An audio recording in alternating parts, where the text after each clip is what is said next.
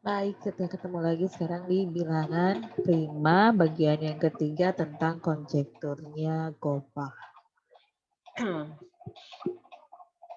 Nah, konjektur Gopah ini berbunyi bahwa setiap bilangan genap merupakan penjumlahan dua bilangan prima atau penjumlahan bilangan prima dengan satu. Jadi dulu Gopah itu punya konjektur seperti ini. Terus dia tulis surat ke Euler, terus sama Euler malah dibuatkan konjektur lagi. Nah, kita lihat sekarang satu persatu mengenai apa saja yang dibahas di dalam konjektur Gopah ini. Yang pertama itu tentang prima kembar. Prima kembar itu merupakan dua bilangan ganjil berurutan P dan P plus 2. Jadi urutannya seperti ini, P plus 2. Yang keduanya merupakan bilangan prima. Baik P maupun P plus 2, keduanya adalah bilangan prima. Contoh, di sini ada 11 dan 13. Kemudian ada 17 dan 19. Itu prima kembar. Ada juga nih yang 1.061. 12 itu triliun ya. Dan ini 1.062. Ini prima, ini juga prima. Keduanya ini P plus 2. Ini keduanya prima, berarti ini juga prima kembar. Nah, di dalam bukunya Burton dikatakan bahwa sudah ditemukan sebanyak 152.892 pasangan bilangan prima yang kembar. Di mana yang 152 ini prima kembar yang kurang dari 30 juta. Dan ada 20 pasangan prima kembar yang ada di antara 10 pangkat 12 dan 10 pangkat 12 plus 10.000. Jadi di triliunan ini ada 20 pasangan yang kurang dari 30 juta. Itu ada 150.000 pasang kurang lebih. Dan yang terpanjang ditemukan tahun 2002. Ini nggak tahu sekarang sudah ada lagi yang lebih panjang dari ini atau belum. Ditemukan prima kembar terpanjang dengan digitnya sampai di 51.000, yaitu ini 33.218.925 dikali 2 pangkat ini plus 1 ini kali 2 pangkat ini min 1. Jadi ini dua bilangan prima yang selisihnya 2. Nah, selain bilangan prima yang kembar, tadi kan bilangan prima atau ganjil berurutan ya. Prima kembar tuh maksudnya. Bilangan prima dan ganjil berurutan. Sekarang ada juga bilangan komposit yang berurutan. Nih, kalau kita punya bilangan bulat positif n, maka akan ada n bilangan bulat yang semuanya komposit. Jadi kalau kita punya bilangan bulat positif n, akan ada n bilangan bulat yang semuanya komposit. Kita lihat nih barisan bilangan berikut. N ditambah 1 faktorial ditambah 2. Ini faktorialkan, terus hasilnya ditambah 2. Terus N tambah 1 faktorialkan lagi, hasilnya tambah 3. Dan seterusnya, sampai N tambah 1 faktorial ditambah dengan N plus 1. Terakhir tuh di N plus 1. Barisan di atas merupakan barisan N bilangan bulat. Kan dari 2, 3, sampai dengan N plus 1. 2 ini kan N plus 1 ya. Ini ada N bilangan bulat terurut. Di mana si N plus 1 faktorial plus 2 itu dapat dibagi 2.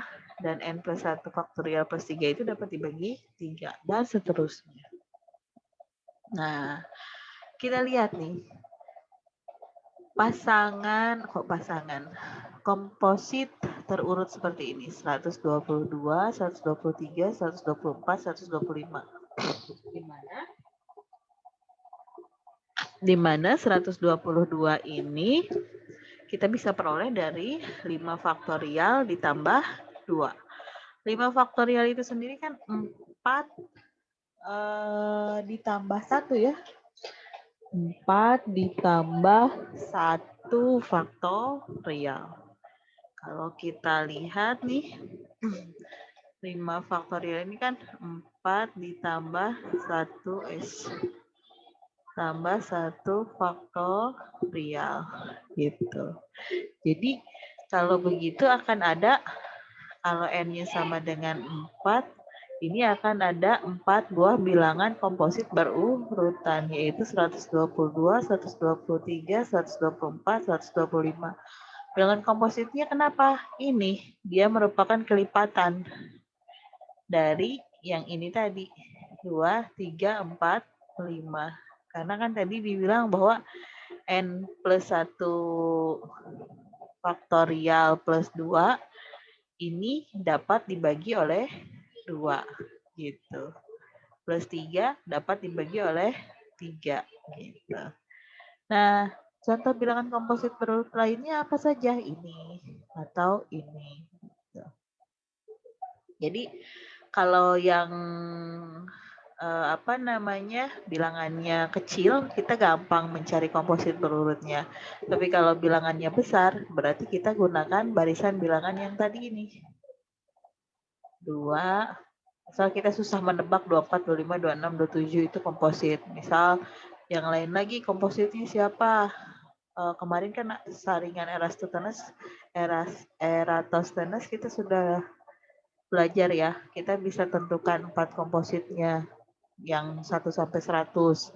Kalau misal yang lainnya yang selain itu ya kita tinggal gunakan ini.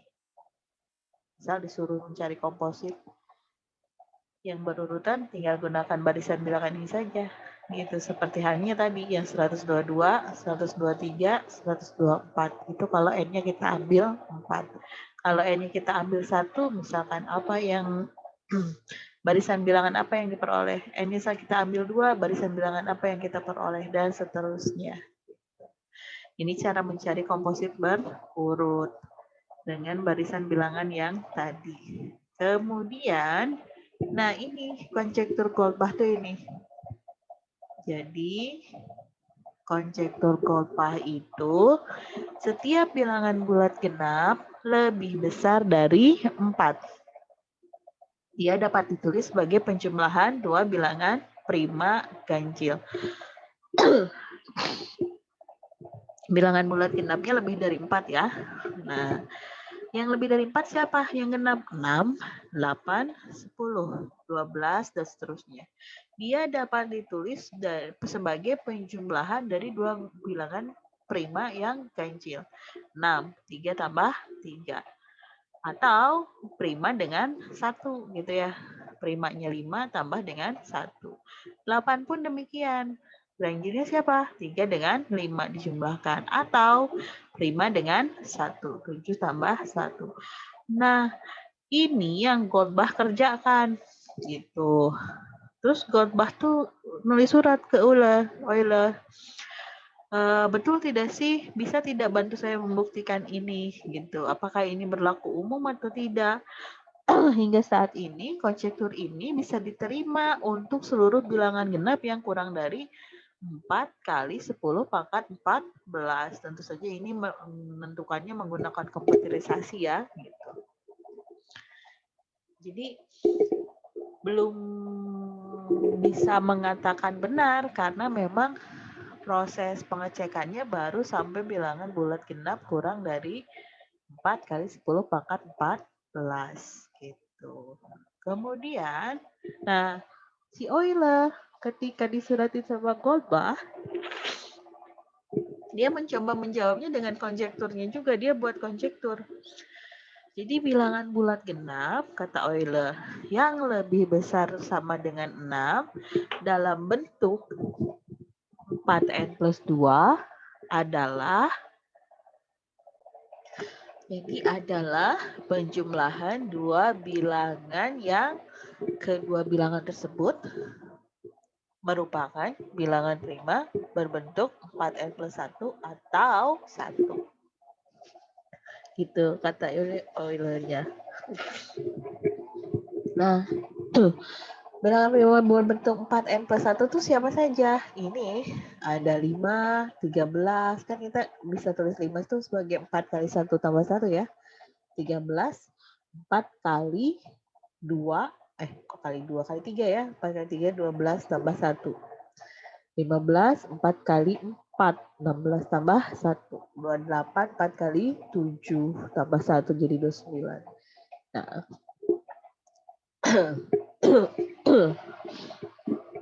jadi kata Euler, kalau kita punya yang 4n plus 2, ini kan kelipatan 2 ya, bilangan genap. Nanti si 4n plus 2 itu kalau dijumlah bisa ditulis sebagai penjumlahan dari 4n plus 1 atau 4n plus 1 dengan 1 gitu. Kayak misal ini. Kan kalau 5 ditambah 13 ini jadinya 18. Bukan ya? 18 ini ini kan 4 kali 4 ditambah 2. Ini bentuk 4n plus 1, ini juga bentuk 4n plus 1. Atau bisa juga bentuk yang 4n plus 1 ditambah 1. 4n plus 1-nya siapa? 17. Ini kan 17 juga 4n plus 1 ya. Ditambah dengan 1. Nah gitu, ini konjekturnya Euler tuh kurang lebih seperti itu. Nah kemudian tahun 1921 si G.H. Hardy dia mengatakan bahwa konjektur Goldbach ini sampai dengan hari ini, sampai dengan pada waktu itu dia mengatakan ini merupakan masalah matematika tersulit yang belum dapat dipecahkan. Si diperkuat lagi nih sama si Edmund Landau menemukan bahwa konjektur Goldbach ini tidak tepatnya itu untuk paling banyak 0% bilangan genap.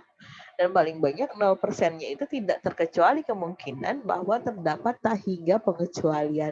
Jadi ininya Edmund Landau tuh pengen bilang, ya benar sebetulnya, tetapi benar bisa juga tidak benar, ada kemungkinan tidak benar gitu. Tapi ya benar dan kemungkinan tidak benarnya itu ya 0%. Jadi artinya dia belum bisa mengatakan ini benar gitu. Dan tadi sudah dikatakan di awal bahwa konjekturnya Goldbach ini dapat diterima sampai dengan saat si bekunya Barton dikeluarkan itu di bilangan genap yang kurang dari 4 kali 10 pangkat 14. Gitu. Kemudian di bukunya Barton nih kita berbicara mengenai lemma. Ada lemma di sini tentang yang terkait dengan konjektur Goldbach tadi, bahwa perkalian 2 atau lebih bilangan bulat yang berbentuk 4n plus 1, dia akan menghasilkan bentuk 4n plus 1 juga. Gitu. Buktinya gimana? Misal aja kita ambil dua bilangan, katakanlah K dengan K aksen. K-nya itu bentuknya 4n plus 1, K aksennya itu bentuknya 4m plus 1. Nah, kalau K kita kalikan dengan K aksen, maka nanti K-nya kan 4n plus 1. K aksennya 4m plus 1. Ini kalau kita kalikan 4n dengan 4m jadinya 16 nm ya. Kemudian 4n kali 1 ya 4n. 4m kali 1 juga 4m. Terus 1 kali 1 ya 1 gitu. Ini kelipatan 4. Nah, saya coba. Nah, yang ini kelipatan 4. Jadi dia didistribusikan ke depan si 4-nya. Kemudian akhirnya kita dapat bentuk ini. 4 kali sesuatu. Nah, sesuatunya kan ini N. Yang tadi kita bilang ini kan sesuatunya di sini bentuknya 4nm ditambah N ditambah M plus 1. Jadi kalau bilangan yang bentuknya 4n plus 1, kita kalikan lagi dengan bilangan yang bentuknya dengan sama, 4n plus 1 juga, maka hasilnya juga ya pasti nanti bentukannya ya 4 kali bilangan bulat sesuatu bilangan bulat ditambah 1 juga. Gitu, itu kata lemma. Kemudian kita punya teorema 3.6. Teorema 3.6 ini mengatakan bahwa terdapat tak hingga bilangan prima yang bentuknya itu 4n plus 3. Jadi ada tak hingga bilangan prima yang bentuknya 4n plus 3. 4n plus 3 itu bentuk bilangan primanya apa? Contohnya bilangan primanya apa saja? Tadi kita sudah ini nih, 3. 3 itu kan 4 kali 0 ya, n-nya 0. Tambah 3. 7. 4 kali 1 tambah 3. Nah, itu. Kita mau buktikan bahwa bilangan-bilangan yang tadi seperti itu, banyaknya itu tak hingga. Buktinya adalah dengan kontradiksi. Kita asumsikan bilangan prima yang berbentuk 4n plus 3 itu banyaknya hingga. Jadi kan kontradiksi itu asumsikannya berlawanan gitu ya dengan yang akan dibuktikan. Jadi karena banyaknya hingga ya kita sebut saja bilangan prima yang bentuknya itu ada Q1, Q2 sampai dengan Qs. Nah, kita punya bilangan bulan positif pastinya yang bentukannya dari bilangan prima. Katakanlah bilangan bulan positifnya itu 4Q1 kali Q2 sampai dengan kali Qs, kemudian kita kurangi 1. Nah, bentuk yang ini kita bisa tulis sebagai 4Q1 kali Q2 sampai dengan kali Qs dikurangi 1 ditambah dengan 3. Gitu. Kemudian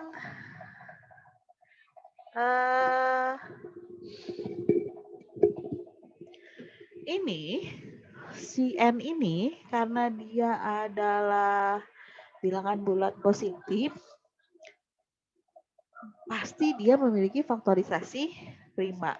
Kalau kemarin kan kita sudah berbicara kalau dia bilangan bulat positif lebih dari 1, dia pasti punya faktorisasi prima. Faktorisasi primanya itu kita tulis sebagai R1 kali R2 kali R3 sampai dengan kali RT. Gitu. Nah, kemudian kita lihat nih sekarang. N itu bilangan ganjil. Ini kan ganjil ya. Bentuknya 4N plus 3. Dia bilangan ganjil. Berarti si faktorisasi primanya itu nggak bisa sama dengan 2. Gitu. Berarti kalau begitu nanti faktorisasi primanya itu bentuknya itu hanya bisa dalam bentuk 4n plus 1 atau 4n plus 3. Bu, kenapa begitu? Karena kita tadi punya bentukan n-nya itu adalah ini, kelipatan 4 ditambah 3. Bilangan bulat yang kelipatan 4 itu bisa kita tulis sebagai kelipatan 4 sisa 0, kelipatan 4 sisa 1, kelipatan 4 sisa 2, dan kelipatan 4 sisa 3. Nah, yang mungkin yang menjadi faktorisasi prima itu hanya 2 ini. Yang 4N dengan 4N plus 2 itu tidak bisa menjadi faktorisasi prima dari N. Kenapa? Karena N-nya adalah bilangan ganjil. Gitu. Nah, kata lemma tadi dibilang, kalau kita punya bentuk 4N plus 1, maka nanti kalau dikalikan dengan 4N plus 1, jadi kalau faktorisasi primanya 4N plus 1 lagi, mesti bentuknya nanti 4N plus 1 lagi. Tetapi, kalau kita punya faktorisasi primanya itu adalah 4N plus 3, ini kalau 4N plus 3 sampai dikalikan dengan 4N plus 3, hasilnya itu nggak akan sama dengan 4N plus 3 lagi. Kenapa? Gitu. Coba kita lihat di sini. 4N plus 3. Kalau kita kalikan dengan 4N plus 3, ini hasilnya adalah 16. Ini katakanlah M ya. 16 NM ditambah dengan 4 kali 3, 12 N. 4 kali 3 ditambah 12 M. Ditambah dengan ini sekarang 3 kali 3, 9. Ini 16, 12, 12 kelipatan 4. Bisa kita ini distribusikan. Ini jadi 4 NM, ini 3N. Yang ini jadi 3M. Tetapi di sini plusnya jadi 9, bukan jadi 3. Jadi ketika 4N plus 3 dikalikan dengan 4N plus 3 lagi, hasilnya bukan tidak berbentuk 4N plus 3. Gitu. Nah, artinya apa? Si faktorisasi primanya itu berarti nanti tidak akan ada perkalian dua bilangan. Jadi kalau misal kita punya N yang seperti ini, 4N plus 3, gitu. Pastinya si salah satu faktorisasi primanya itu akan ada berbentuk 4N plus 3 juga. Tetapi yang 4N plus 3 ini, kalau misal kita kalikan dengan 4N plus 3, nggak akan bisa membentuk 4N plus 3 lagi. Artinya ada kontradiksi. Gitu. Nah, kontradiksi di sini mengakibatkan pengasumsian salah. Asumsi salah berarti si bilangan prima yang berbentuk 4N plus 3 itu banyaknya adalah tak hingga. Tadi kan asumsinya banyaknya hingga, sekarang karena asumsinya salah, ya berarti kita membenarkan pernyataan di atas gitu. Gitu. Nah, kemudian kita punya teorema Dirichlet nih. Teorema Dirichlet ini, jika bilangan bulat positif A dan B adalah prima relatif, maka barisan aritmatika yang seperti ini nih, A ditambah B, A kemudian ditambah 2B, kemudian A ditambah 3B, ini memuat tak hingga banyak bilangan prima. Ini dibilang pembuktiannya cukup rumit katanya. Tetapi kita lihat contohnya saja bahwa kalau kita punya bilangan prima dengan digit terakhirnya 999 seperti 1999, terus 100.999, ini bisa diperoleh dari barisan aritmatik yang seperti ini. Yang di mana nih si A dan B-nya itu saling prima atau prima relatif, saling prima. Jadi A-nya ini, B-nya ya yang 1000 gitu. Dia GCD-nya sama dengan 1. Dia adalah relatif prima. Nah, ini bagian dari teorema Dirichlet gitu. Kemudian ada teorema 3.8 yang masih turunannya dari Dirichlet tadi ya.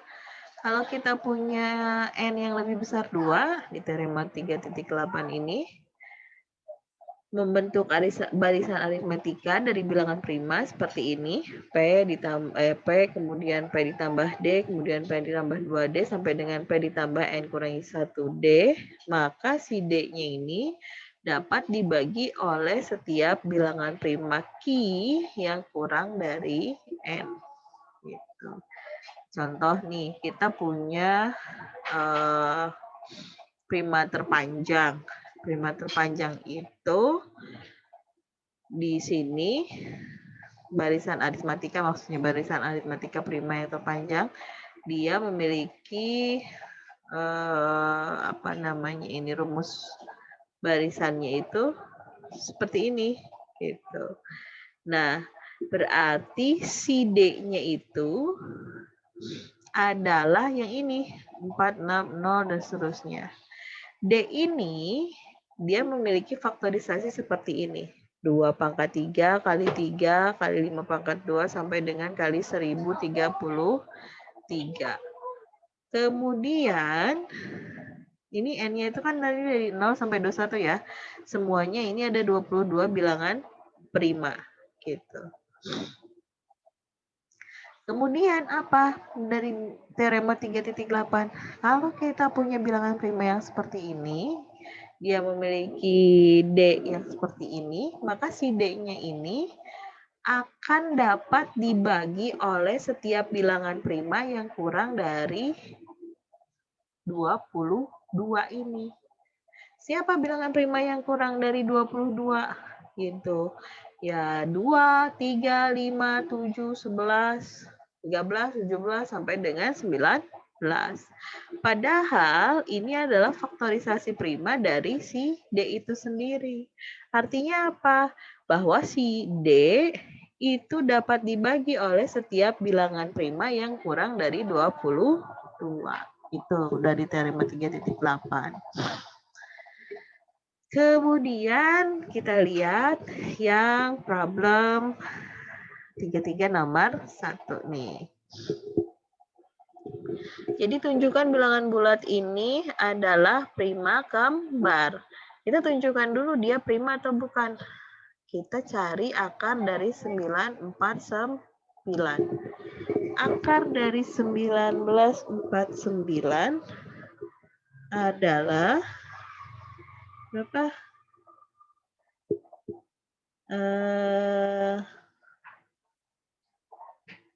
Sorry.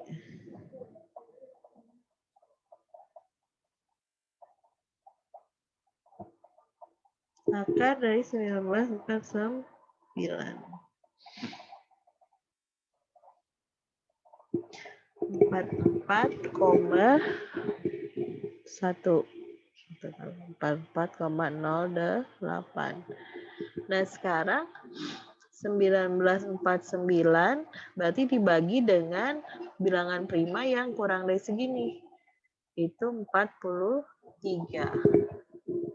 Sekarang kita bagi 1949 dengan 43. Ternyata hasilnya 45,3. Ini bukan bilangan bulat.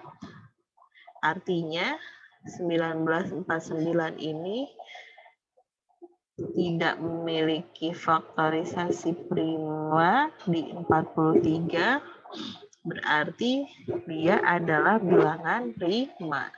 Kemarin kan ngecek prima itu seperti itu ya. Bagi aja si bilangannya dengan bilangan prima yang kurang dari akarnya itu gitu. Sekarang yang 1951. Akarnya berapa yang 1951? 1951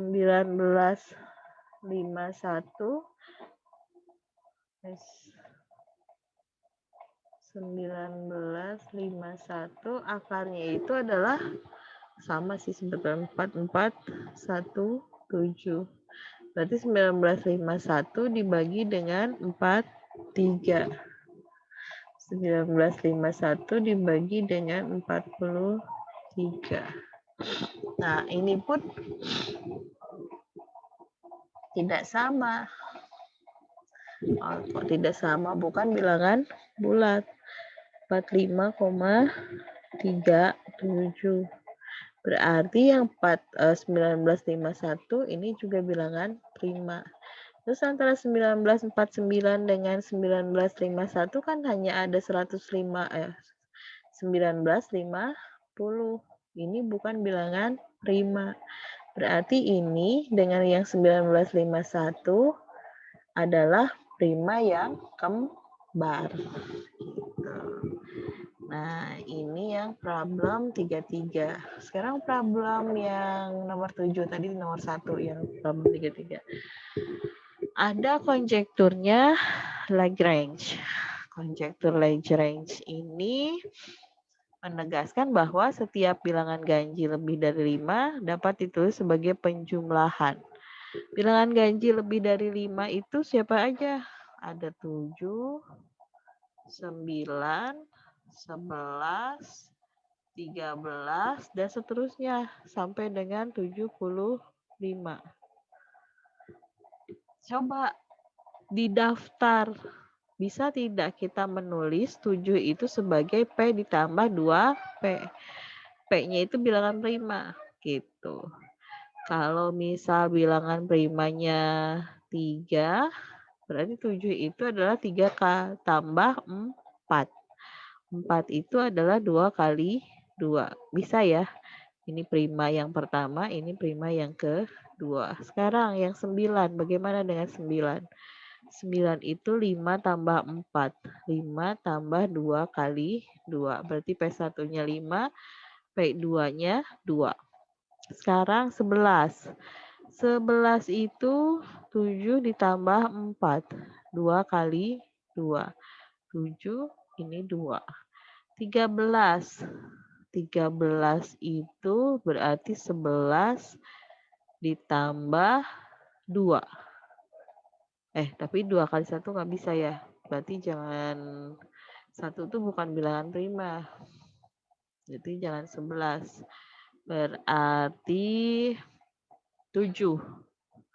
7 ditambah 6. 6 itu 2 kali 3. Nah, sampai dengan 13 bisa ditunjukkan. Coba nanti tunjukkan yang 15, 17, dan seterusnya sampai dengan yang 75 gitu. Dilanjutkan. Jadi soal ini cuma minta menunjukkan bilangan 5 sampai dengan 75. Oke, ini latihannya. Mohon maaf uploadnya telat. Ini juga baru reda bersin-bersinnya. Mudah-mudahan nanti tidak telat lagi. Sekian dulu. Selamat belajar. Mudah-mudahan bisa membantu memberikan pemahaman mengenai konjektur kota. Terima kasih. Sampai ketemu lagi.